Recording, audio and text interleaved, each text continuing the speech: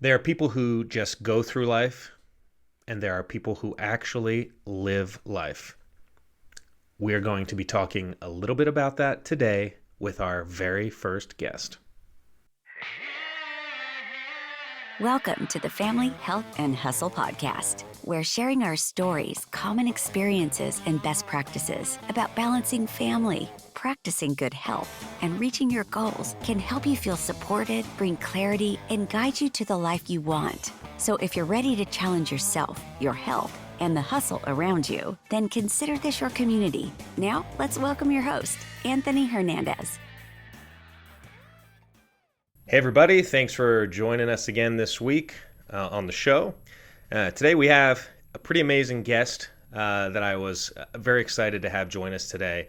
There are people who go through life, and then there are people who live life. And they live life by taking those obstacles and challenges that confront them head on, and they overcome them, and they use them to they adapt to them, and they pull them into their plan, and they make that a part of them, and they start succeeding and winning. And today our guest is someone who I truly think is an example of that. And today we have with us John Aubrey. Now, Johnathan Aubrey is no stranger to obstacles and challenges. He was actually born with cerebral palsy, attended resource and special ed in elementary school, understands what it's like to have more month than there is money, and has experienced being single far longer than he believes one should. Now, despite these challenges, Johnathan graduated from Weber State University with a dual bachelor's degree in economics and English in just 4 years. Johnathan is happily married and has been for 8+ years. He has a small real estate rental portfolio and has recently authored and published his new children's book, Am I Different? So today, I want to say hello and thank you for joining us to Johnathan Aubrey. How's it going, man? Oh, thank you very much for having me on the show. It's definitely an honor to know that you chose me to be your first guest. Thank you. Yeah. And I hope to deliver a high level of value to your audience.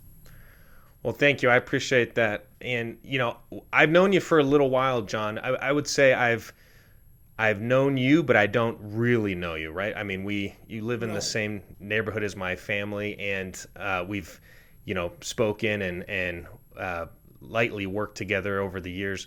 But I'm excited to kind of dive in because you've always been someone that has really inspired me. And when I saw recently that you're publishing this book, I said, oh man, this guy, is there anything he doesn't want to do or anything he can't accomplish? And so I said, he needs to be the first guy on the show. Well, thank you. Thank you very much. I'm sure a question that is top of mind on your audience might be, what is cerebral palsy? Is it okay if I dive into that real quick? Yeah, let me ask you this real quick, though. Now, I've always known you as John, but in your bio it was Johnathan. Which one do you prefer to go by? Does it matter, or what do you prefer? There was a time that I did care, and I found that most people don't. So I don't know why I should. I just said Johnathan because if they're looking for my book, it says Johnathan Aubrey on it. Gotcha. Okay. I wasn't sure if you were, you see those entertainers that have their first name, their middle initial, but not their middle name, just the middle initial and their last name and then their, prefix. And so I was like, okay, well, maybe he's very specific about how he wants it. So if we were going to go that route, I would have given you 2 middle initials. Okay. All right. Fair enough. All right. Well, I'll keep calling you John then. But yes, if you're searching for John, it'll be under Johnathan, and we'll go over later on in the show. We'll mention how you can find him. But yes, please, John, go ahead and talk about cerebral palsy. So real quick, here is a visual of the book, And even though it's not, so the book is, we'll get into what the book's about later, but at the very beginning, it states, this book is based on my life experience as a child trying to ride a bike with cerebral palsy. CP is a group of disorders linked to the brain. Cerebral refers to the part of the brain that controls the nervous system, movement, learning, speech, hearing, seeing, and thinking. Palsy refers to the fact that this part of the brain is weak or damaged. People with CP vary in how well they can function, ranging from mild, moderate, to severe. CP is caused by lack of brain development or damage before, during, or shortly after birth. It is not hereditary nor contagious and does not get worse or better over time. So that is the medical definition, and my definition's a little funner. Mine is, the brain is like the latest smartphone on the best network with both caller and receiver standing in the best location. A brain with CP is like using walkie-talkies. 10-4. 10-4. That's a great definition. So, one thing I wasn't aware of, John, is, so you were born with this. I wasn't, for some reason I was thinking, and this is my lack of understanding of cerebral palsy, but was it something, you mentioned that it doesn't get worse over time, so you've kind of had consistent, it's been a consistent challenge throughout your life. It's always been kind of the same thing. It hasn't gotten worse or better. It's just always been kind of the same things that you've been working to overcome. Yeah. I mean, I remember when I was a Blazer Scout, so those are 11-year-olds, we were getting ready to go to summer camp. And after we had one of our scout meetings, the scoutmaster asked if he could talk with me. Okay. And he told me that I wouldn't be able to go to camp. Wow. And instead of asking why, I knew my family was poor. I knew we didn't have money. And so I asked him if that was why, and he saw an easy out, so he said yes. And the reason why I state that is our troops had done fundraisers, and I was very active in the participation of those fundraisers. So Gotcha. Money should not have been an issue. So you think it was, there's some tough conversations. I don't even want to say tough, but there are conversations that people feel uncomfortable having. Yes. And maybe rather than using that as a moment to, I would say positively have that conversation, uplift you, he maybe was uncomfortable and just use that as an out, which may have hurt you more in a way.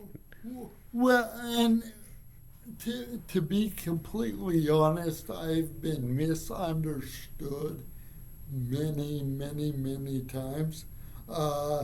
Has it ever been detrimental to me? That's the only one experience I can remember where I was opted out of something I should have been able to participate in.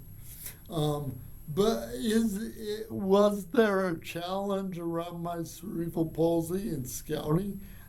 Absolutely. When I was a Blazer, so 16, 17, I remember my troop went and hiked the Narrows, and I'm certain we only did 2, maybe 4 miles as I was there. And I was easily I think I was referred to as the cleanest boy in camp. Really? And, Really? yeah, and that's not because I folded my laundry or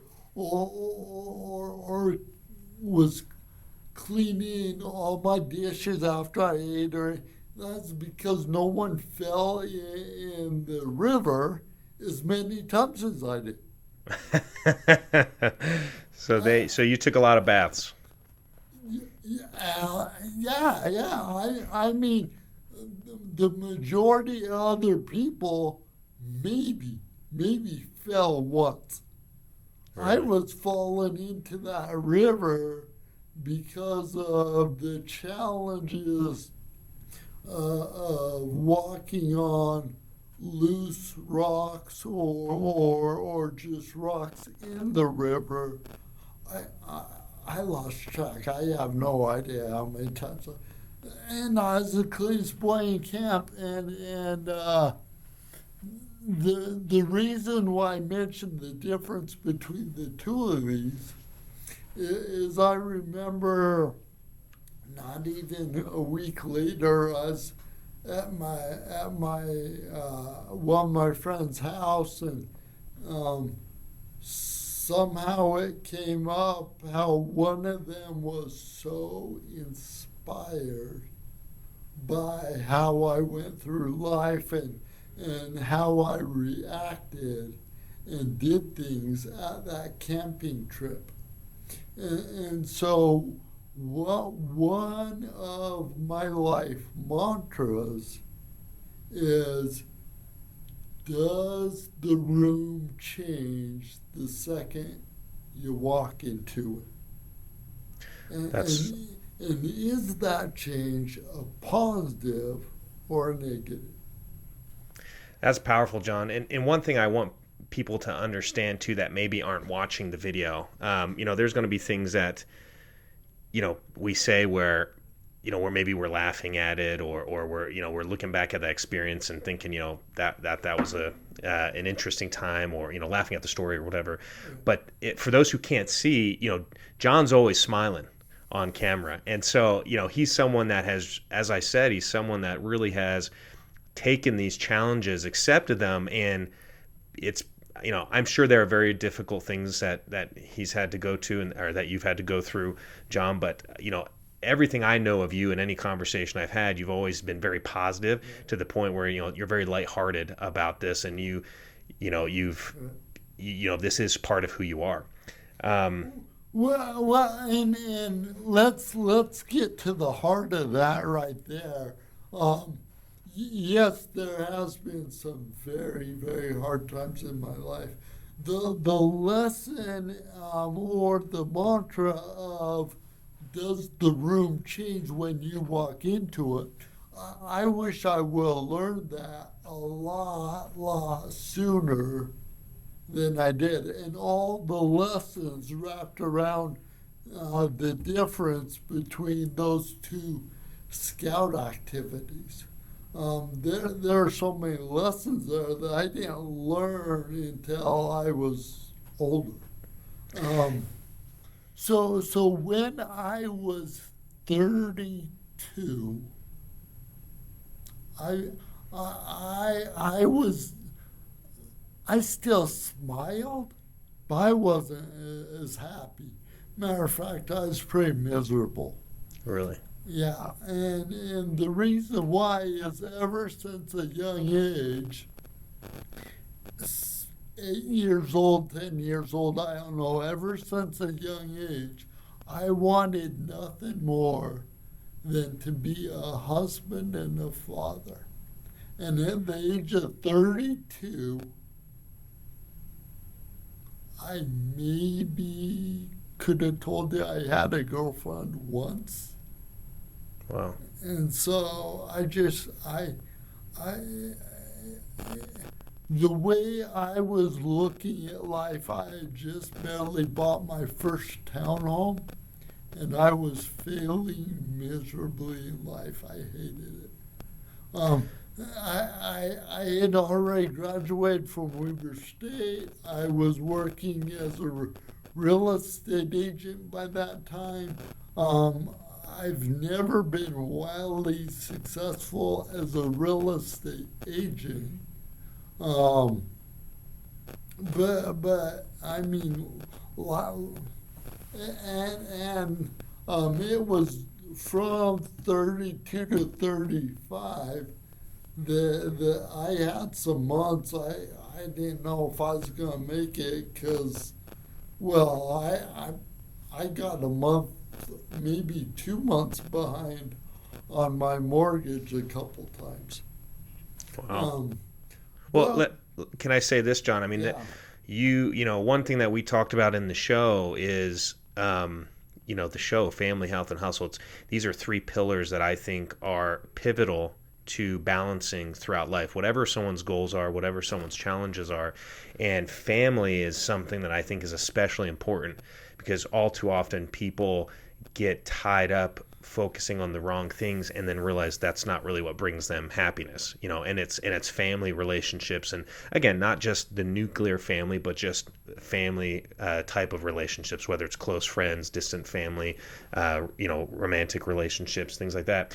So I just want to say that, it's kind of a testament to, the type of person you are, because here you are 32 years old, you could be wishing for all types of things, and maybe you were a little bit, maybe not, but the most important thing too was having a family, being married and having a family. And I think that's you may not have been able to see it at that point, but now looking back in retrospect, I mean that's a powerful thing that you were wanting, and I think it was a good thing.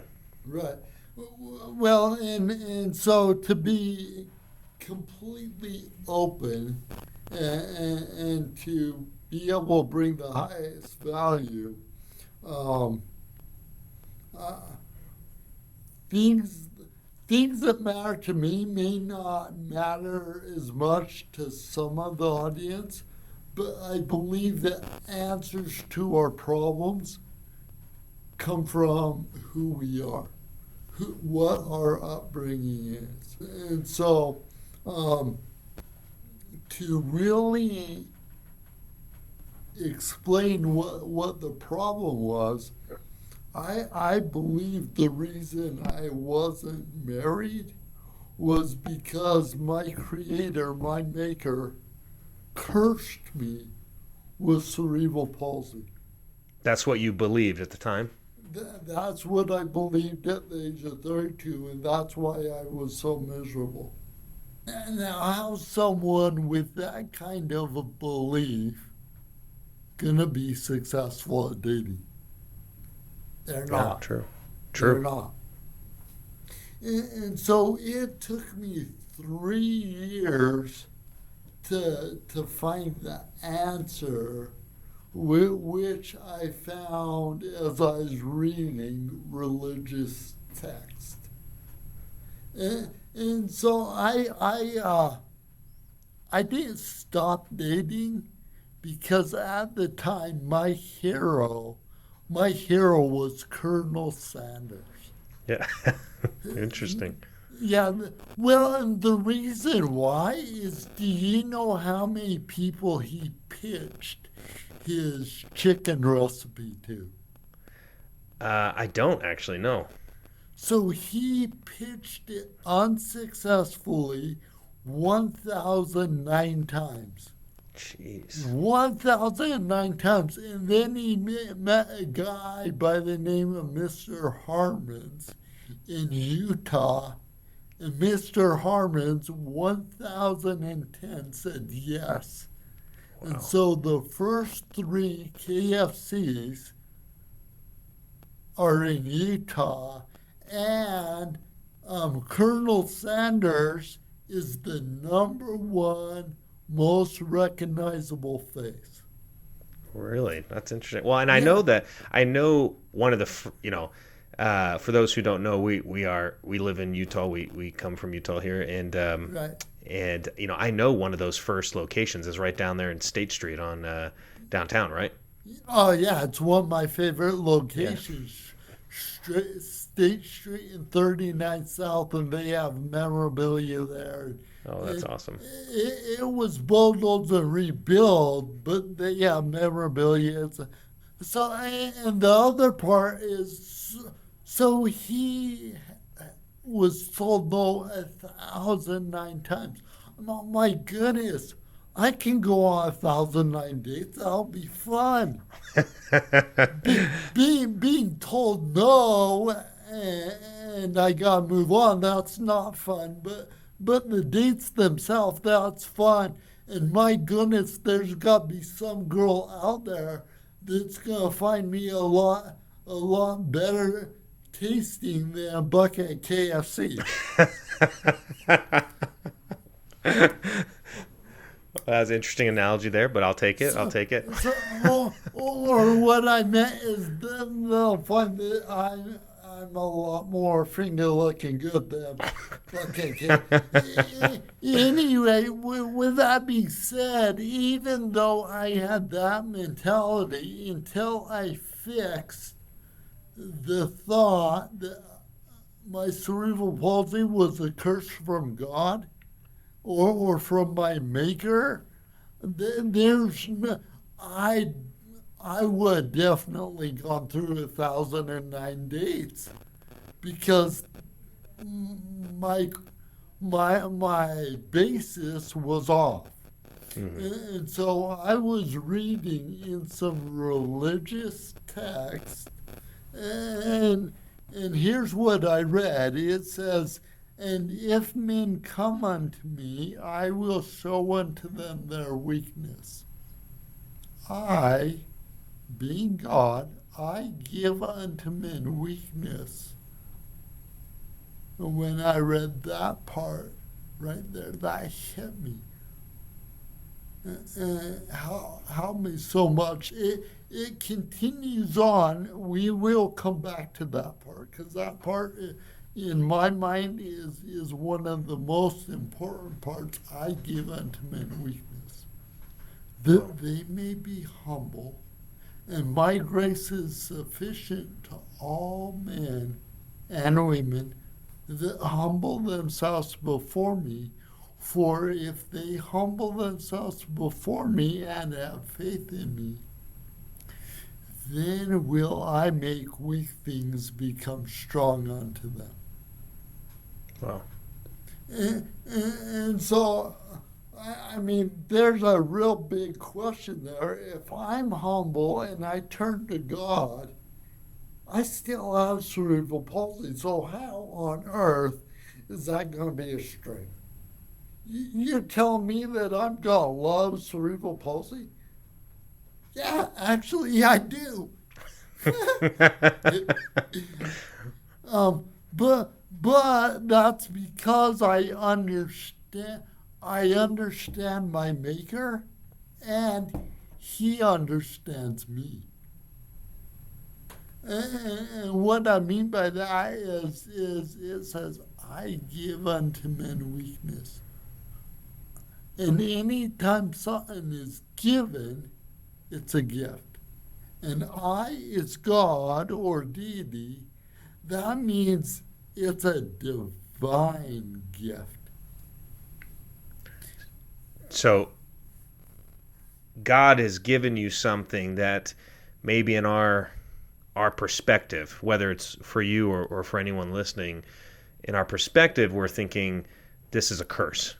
But ultimately, maybe, just maybe, it's a tool to help us, find or accomplish maybe not exactly what we wanted, but to accomplish what I think all of us want, which is to find, a version of peace and joy and acceptance, self-acceptance, things like that. Would that be accurate, you think? Yeah. So what has been shared with me by one of my mentors, George Morse, who's the owner of Century 21, where I've worked for years and years, he has shared time and time again that fulfillment comes from two things. You have to have them both, because if you have just one, you'll be miserable. And one of them is growth, development, improvement, and the other one is contribution or giving. And so when you have both of those, you're going to have fulfillment. And I've jumped the gun because what we just mentioned that was very profound is how many times do people say life ain't fair or the deck is stacked against me? Yeah, I hear it all the time. I've been set up. And here's the truth. We absolutely have been set up. Unbelievably set up, and it's in our favor. That's awesome. So when I believe that I was cursed by my maker, and that's why I had cerebral palsy, oh my gosh, I've been set up as a doozy. Life was extremely miserable for 3 years. And I had developed some habits that I wish I never had because I was miserable. And I didn't want, I just want peace, I want comfort. I was accepting counterfeits when if I had been willing to rely on my God and my Maker, I could have had true joy. And John, I think taking this, obviously there's some powerful, this whole experience that you're talking about is very powerful, especially for those who are religious and those who believe in God or a deity. But, even taking it further out of that, we live in a time where so many people are not happy, but one of the things that is being spread is that you have these challenges, whatever they are, and there's nothing you can do about it. But like you said, the deck stack against you, the system's against you, whatever it is, there's nothing you can do about it. And I feel like, those people are doing themselves a disservice, and it's not always their fault. It may be things that have been fed to them, but they're doing what you did, during that time, is you're kind of going. Oh, absolutely. Yeah, they're retreating, and like you said, they're looking for ways to experience joy through counterfeit measures that don't last, measures that might ultimately be worse for them, because no one's told them that, hey, look, life's not perfect. You're right. There are going to be challenges. There's going to be things against you, but you have to keep going because you can overcome that. It doesn't matter what you're going through. You can overcome that and experience the real things that offer joy and the real things that offer fulfillment. And to your point about growth and giving back, I mean, think about that. I mean, most people who go and they retreat into that corner and they feel like everything's against them, what's the point of growth? What's the point of giving back? That's the kind of things that go through me. So I think this is really, I think you're 100%. This is great. Well, and yes, in life we experience mortality, which means we're going to experience imperfections. So sure, life isn't perfect, and yeah, life is. It absolutely is. And so I'm showing how miserable, or talking about how miserable I was and the things I went through, shows that I absolutely was set up in the wrong way. the truth is once I learned that it was a divine gift, I was set up in completely the opposite direction.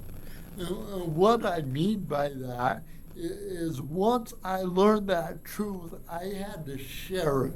And I've spoken at real estate companies, I've spoken at elementary schools and college institutions.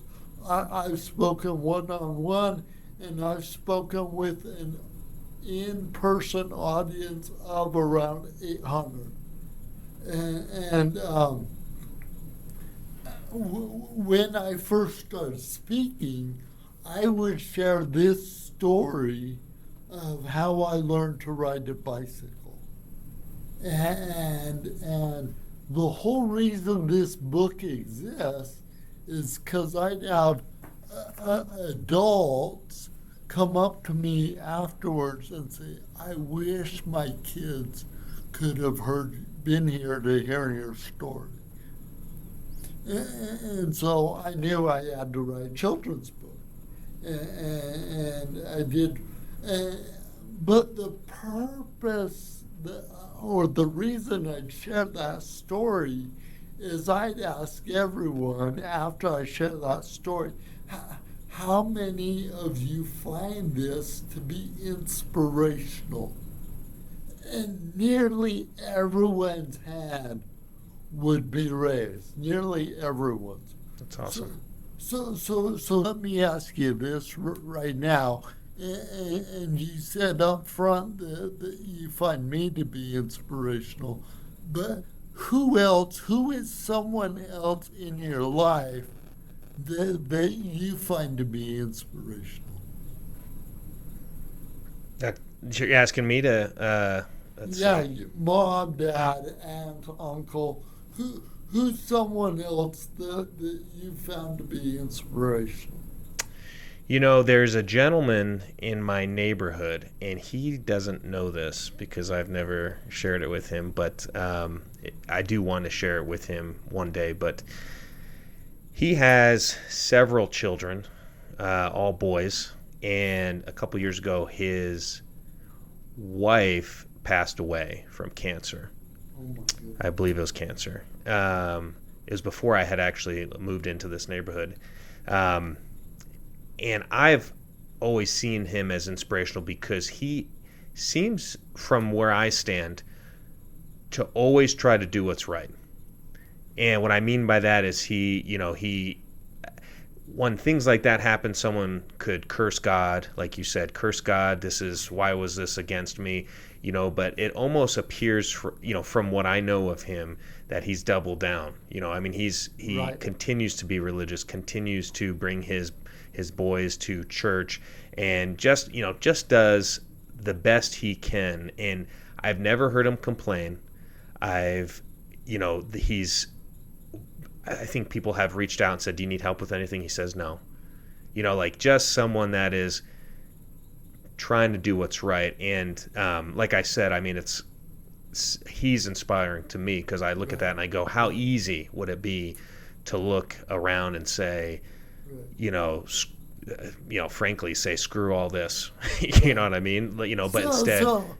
So with that being said, if you had a deeper relationship with this individual, when life deals you challenges, would he be someone that you'd want to go and?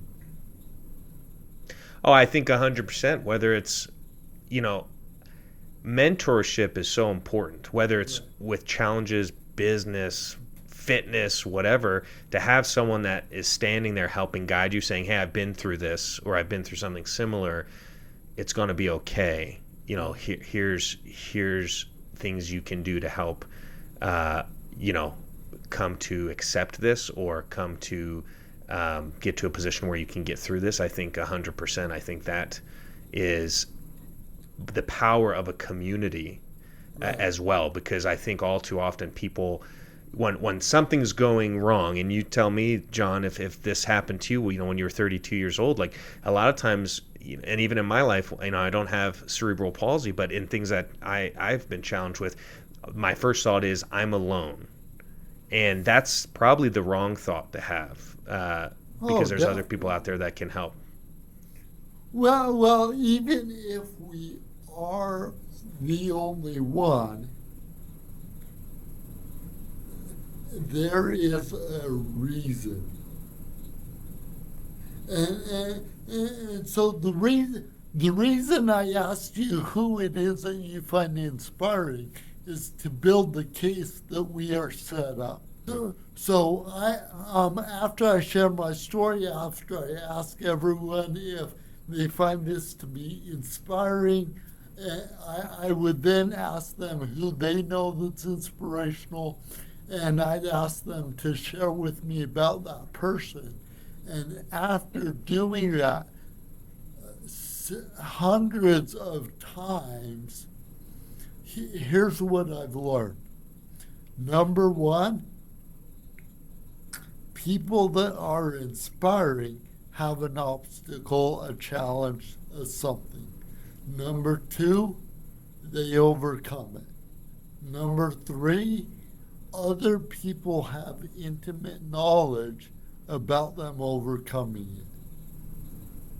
And number four, more often than not, they have a very happy disposition. And not always, but it came up enough that I'm going to mention number five. They are eager to help out other people.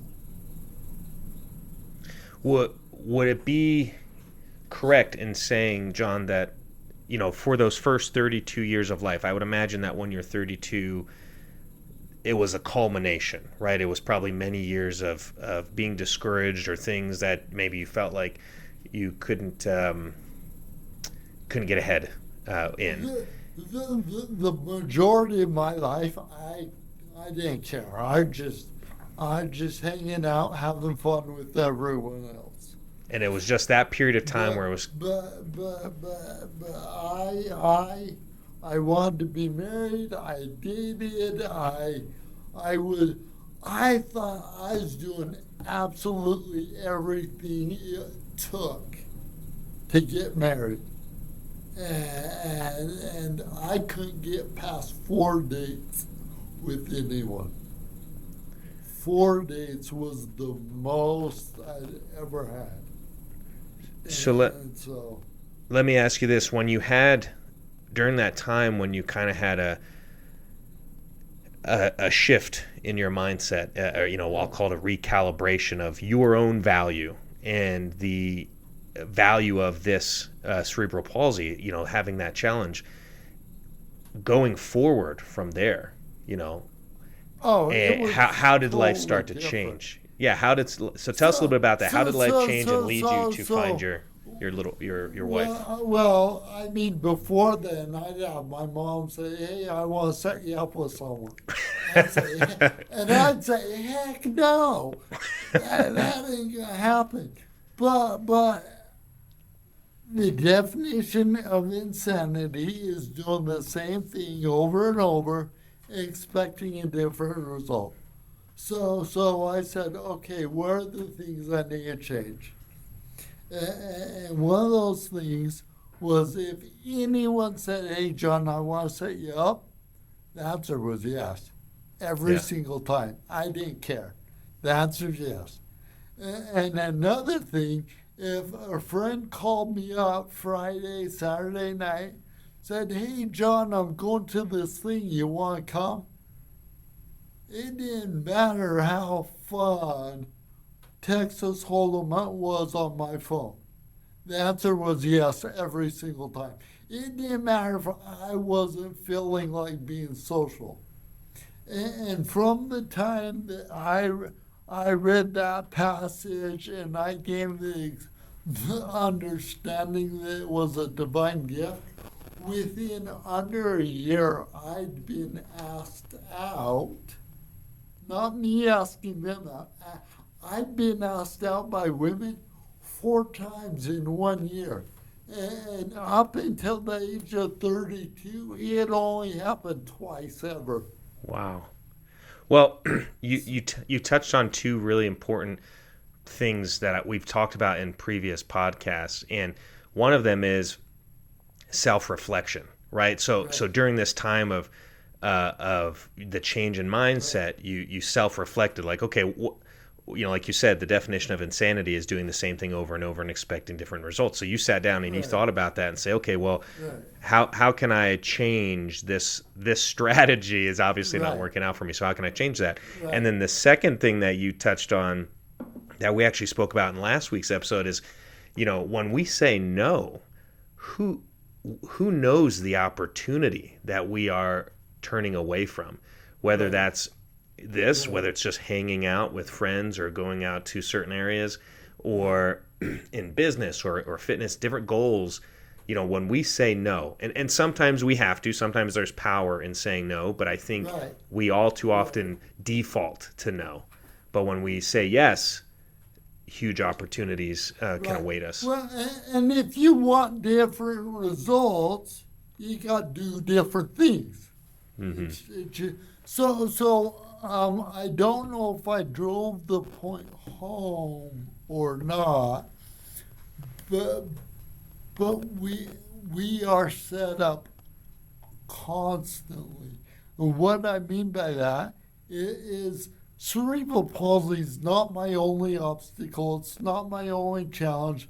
I mean, writing this book, I'd wanted to do that for years and years. And I thought, it's going to take a lot of money. I better flip some homes. Mm-hmm. And the time I did it was bad timing. I lost far more money than I started with. And I said, forget it. I'm writing the book.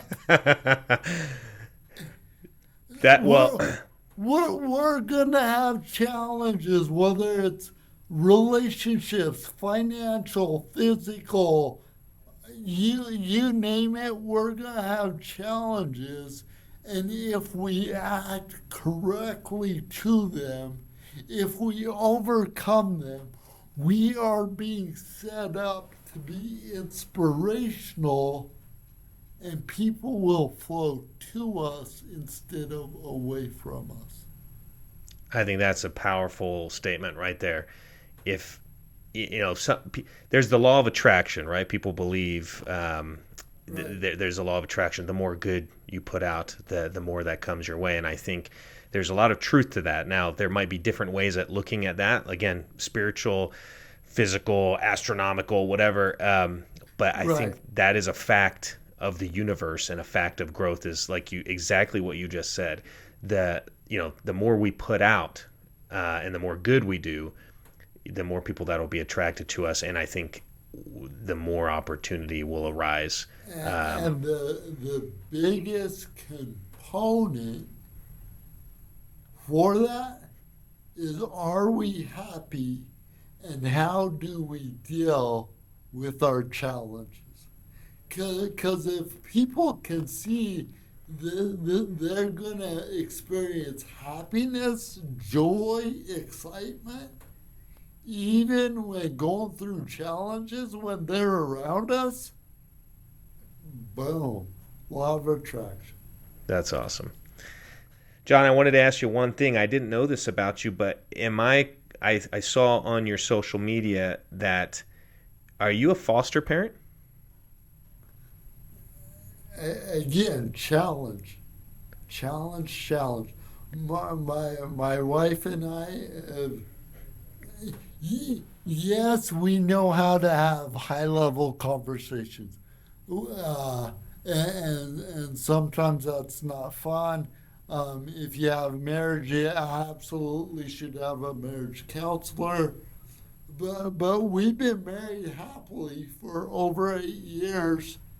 And the only way we are going to have kids in our house, my wife isn't ready for adoption.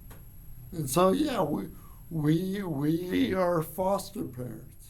And I hope you don't mind me bringing that up. I know I didn't mention that Yeah. when we called before, but I only bring it up because I think that just adds to the type of person you are, because that is something that I think is making a huge difference.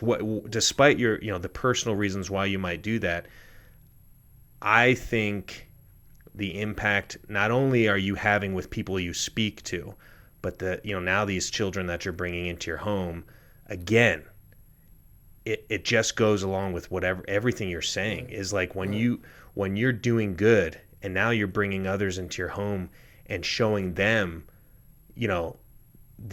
teaching them these principles and I don't know, man. That might be the most powerful thing you're doing, in my opinion. And I didn't know that till recently. And like I said, I apologize for not bringing that up before the recording, but I saw that and I said, this is something else I love about John.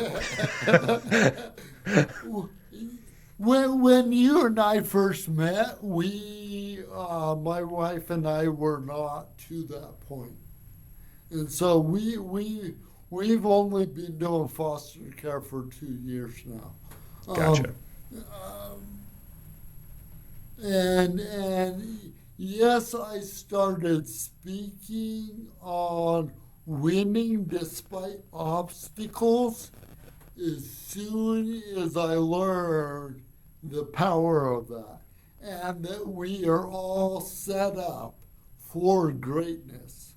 And I believe that the world will change in a monumental, a huge way if we all will act in inspiring ways. And so is my life going to be super easy? Yeah, absolutely. All I got to do is find how is this going to be a winning situation. Yeah. The power and the depth of our lives is going to be determined by the quality of our questions. If we're, and don't get me wrong, I've asked myself stupid questions lots of times. Why is this happening to me?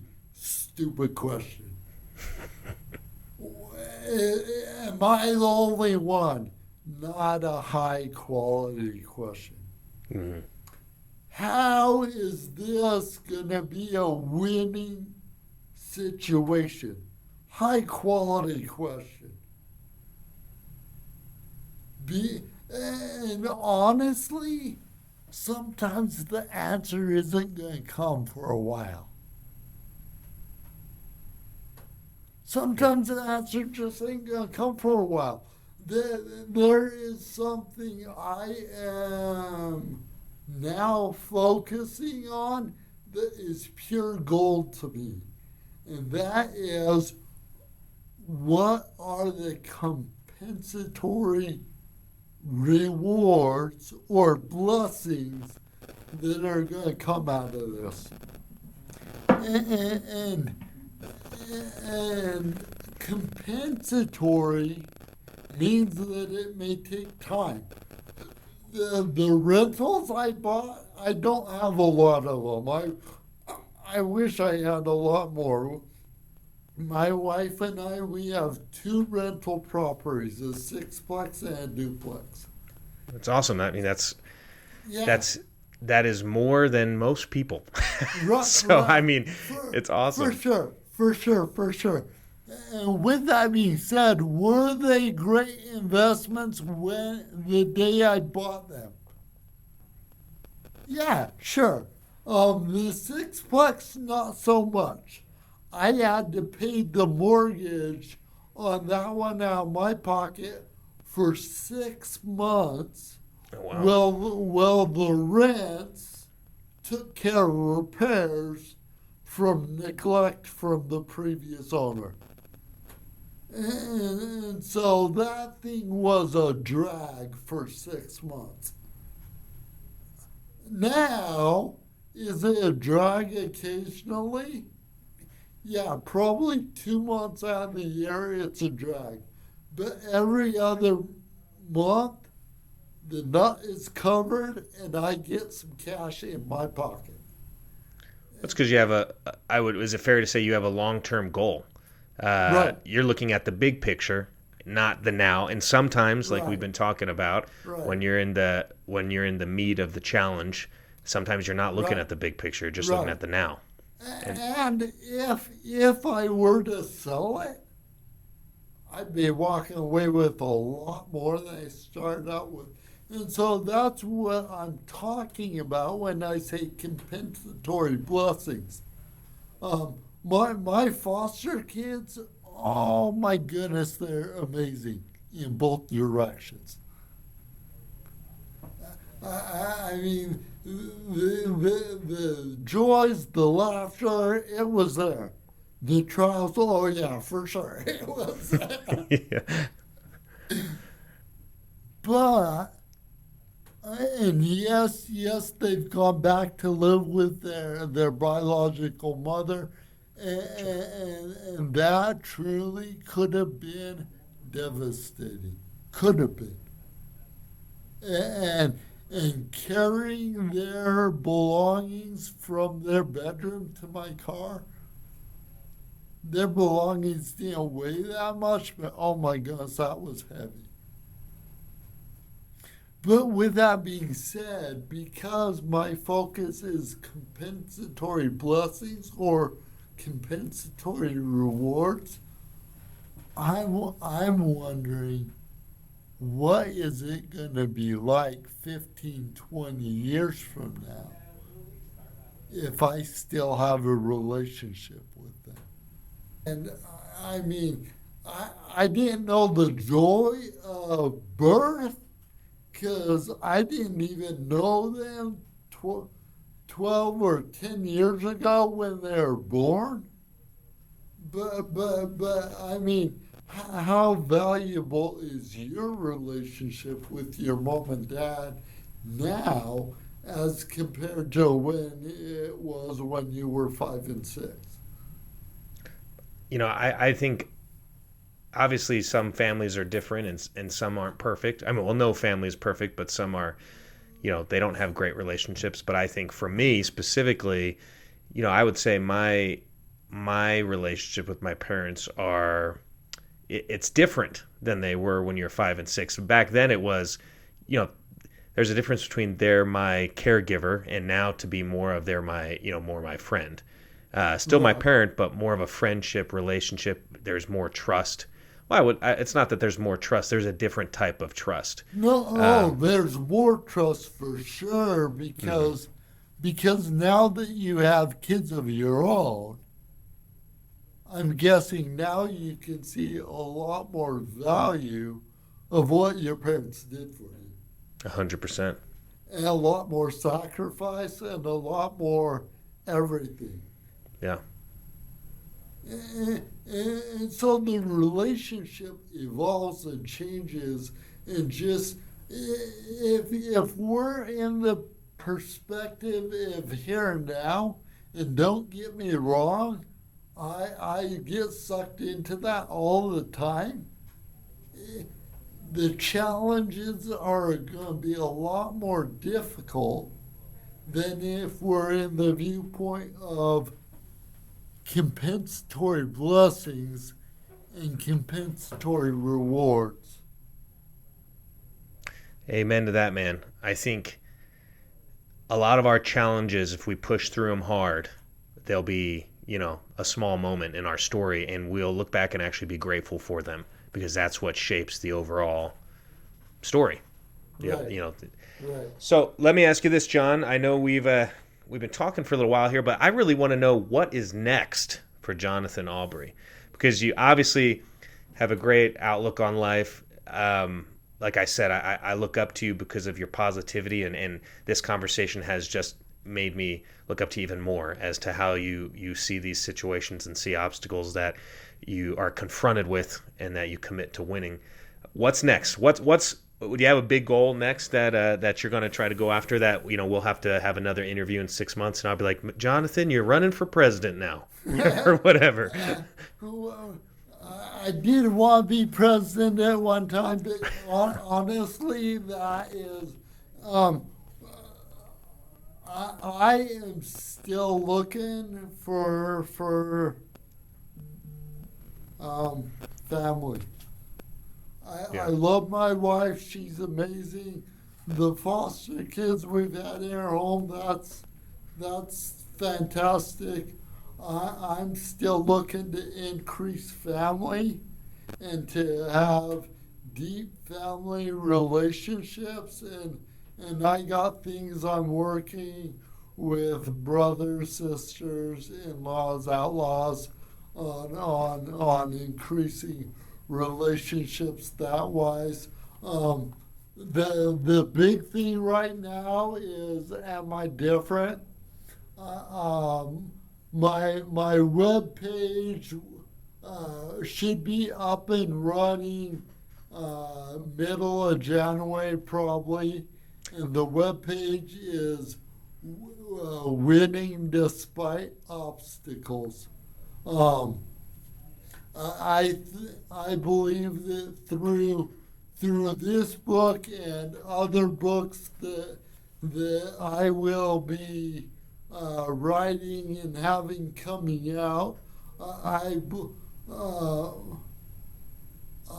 believe that God set me up to be a major broadcasting of creating inspirational people and winning despite obstacles, which that will be my website, winningdespiteobstacles.com. That will be coming out in January, and we will be so just to in the first part of this book, it says, I wrote this book to help companies, organizations, and the rising generation create a culture where doing hard things is the norm and inspiring people is a natural occurrence. That's awesome. Amen. Yeah. John, thank you so much for joining today. Where will your book be exclusively available through your website, Winning Despite Obstacles, or will it be on Amazon, or where can someone find it? I'm debating that question heavily. Okay. It definitely will be available on the website. Okay. With the way you can do advertisements on Facebook, Instagram, social media, there's a heavy debate as to whether I use Amazon or not. Gotcha. And so I definitely want it available. I ask, it's more selfish for me asking because I actually I want to purchase it. I'm not sure. I know you have a big order coming in. For those who are listening, John's launch party is this Friday. Yeah. Absolutely. So I mean, we'll definitely get you a copy. That won't be a problem. Awesome. The launch party is going to be phenomenal. If I am not on Amazon and my website's not up yet, which is short term, just PM on Facebook, and we can through Venmo and other means we can take a payment and mail you a book. Perfect. And John's website or John's Facebook is just at Johnathan.Aubrey. So facebook.com/Johnathan.Aubrey. So, John, thank you so much for being here. I liked you before we started this call. I think I like you even more now. You seriously have a great story. I think that your purpose in creating the book and writing the book is something that will echo far beyond, beyond what either of us can see, whether it be in distance or in time. And so Right. thank you so much for being here. Everyone, this is Johnathan Aubrey, the author of the new children's book, Am I Different? Keep an eye on him. Check out familyhealthandhustle.com. We'll post his links and his bio there. John, thanks so much for joining us, and I can't wait to read the book. Thank you. Thank you so much. Doing a podcast is no small thing. Everyone wants to do one, myself included, but you actually are. So thank you so much for having me on board, and this was fantastic. Well, I appreciate that. Thanks, man. Thank you for joining in today, because pursuing a balance between family, health, and hustle, it can feel a little wacky sometimes. So we need to learn from each other. And with a simple click to subscribe, we'll invite you back to our next episode. In the meantime, download our free ebook, 6 Secrets for Success, at familyhealthandhustle.com. And remember, we're on this journey together.